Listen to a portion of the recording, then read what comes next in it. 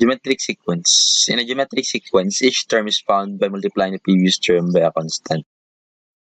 For example, itong 2, 4, 8, 16, 32, 64, 128, and 256.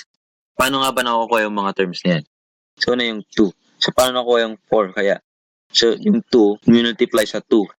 So, 2 times 2 is 4. Kaya nakuha yung 4. And yung 4, multiply mo sa 2, kaya magiging 8. And 8 times 2, 16. And paulit-ulit lang na pag-multiply. 256. Ano kayang susunod sa 256? Susunod sa 256, mag-multiply ka lang ng 2. And 256 times 2 is 512. Okay, then sa susunod, pag-multiply ka ulit ng 2. Paano pag ang hinahanap mo na yung pang 100 na term? Hindi, pag mag-multiply ka ng 2 ng paulit-ulit, sobrang tagal naman nun. Masyado mahirap. May formula tayo dyan. So, x sub n is equal to a times r raised to n minus 1. So, yung a is yung first term at yung r is the common ratio. Yung first term natin is yung 2, yung naunang number. And yung common ratio, yung mga pinang-multiply natin.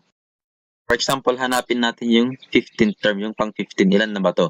So, 1, 2, 3, 4, 5, 6, 7, 8. So, 8 pa lang to. So, hanapin natin yung pang 15. So, gamitin natin yung formula. Substitute natin. So, x sub n. Yung n natin is yung hinahanap nating term. So, yan ay 15. Kaya pang 15 na number yung hinahanap natin. So, first term. Ano first term natin? Yung 2. Ano ko yung 2? Ito yun. Then, r is 2. Ito naman yun. Raised to n. N natin is 15 minus 1. Or that is equal to 2 times 2 raised to 14 kasi 10 minus 1.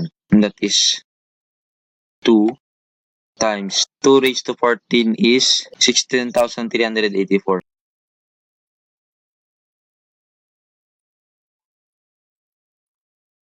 And 16,384 times 2 is 32,768. So, na 32,768. So, ang 15th term natin ay 32,768.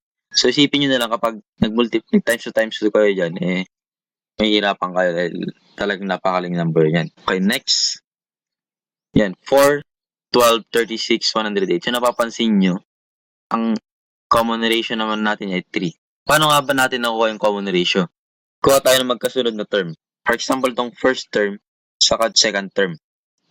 Pag divided lang natin, so 12 divided by 4, that is 3.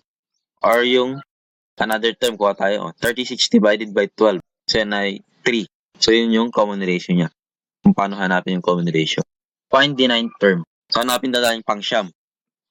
Okay, gamitin natin formula. X sub 9 is equal to first term is 4 times common ratio 3.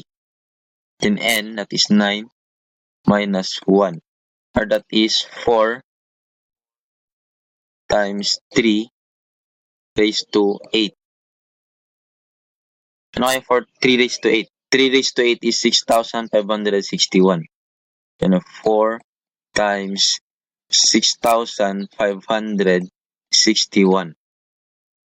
And 4 times 561 is 26,244. So, ang ninth term natin para sa sequence na to ay 26,244. So, ano nga ba yung pinagkaiba ng geometric sequence at arithmetic sequence? Okay, sa arithmetic sequence, meron tayong common difference. Sa geometric sequence naman, meron tayong common ratio. Sa arithmetic sequence, each term is found by adding that previous term by a constant. So, nag-add tayo. Samantala sa geometric sequence, nag-multiply naman tayo. For example to, sa arithmetic sequence, 1, 4, 7, 10, 13, 16.